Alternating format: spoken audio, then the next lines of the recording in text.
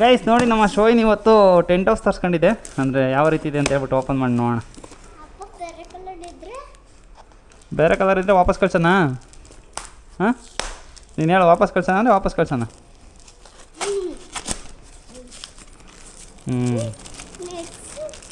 ನೋಡಿ ಈ ಥರ ಎಲ್ಲ ಪೈಪ್ ಇದೆಯಲ್ಲ, ಈ ಪೈಪೆಲ್ಲ ಈಗ ಜೋಡಿಸ್ಬೇಕು.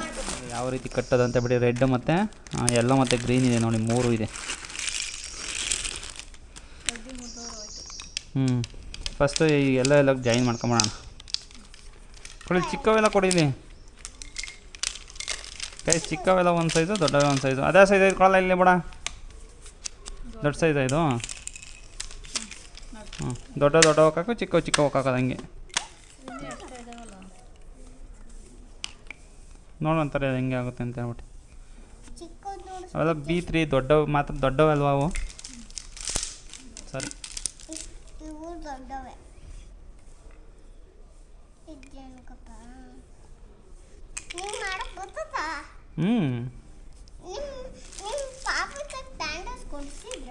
ಯಾರಿಗೆ? ನನಗೆಲ್ಲ ಕೊಡಿಸ್ತಾರಮ್ಮ. ನಾನು ಚಿಕ್ಕವನಿದ್ದಾಗ ಕೊಡಿಸಿಲ್ಲ ಕಣಮ್ಮ. ಇಲ್ಲ ಕೊಡಿಸೇ ಇಲ್ಲ. ಕೆಳಗಡೆ ಎಲ್ಲ ಗ್ರೀನ್ ಕಲರ್ ತಾಡ್ರಿ, ಗ್ರೀನ್ ಕಲರ್ ಹಾಕ್ರಿ. ಹಿಂಗೆ ಸೇಮ್ ಹಿಂಗೆ ಹಾಕಷ್ಟೆ. ಹಾಂ ನಾನು ತಾಣತೀನಿ, ಸುಮ್ಮನೆ ಇರೋ ಮಕ್ಕಳು ನಿಂಗೆ ಯಾಕೆ? ಕೂತ್ಕೊಂತ ಅಷ್ಟೇ. ಈಗ ಇದು ಲಾಸ್ಟ್ ಇದು ಕರೆಕ್ಟ್ ಟೈಟಾಗಿ ಹಾಕು, ತಿರುಗಿ ಕಿತ್ಕೊಂಡು ಬಿದ್ದೋತದೆ. ಕಿಟಕಿ ಆಯ್ತಾ? ಕಿಟಕಿ ಬೇರೆ ಬೇಕಾಯ್ತಾ? ಫುಲ್ ಎಲ್ಲ ಕವರ್ ಆಗಿರುತ್ತೆ. ಸರಿ ಬಾ, ಆಚೆ ಬಾ. ಚೆನ್ನಾಗಾಯ್ತಾ?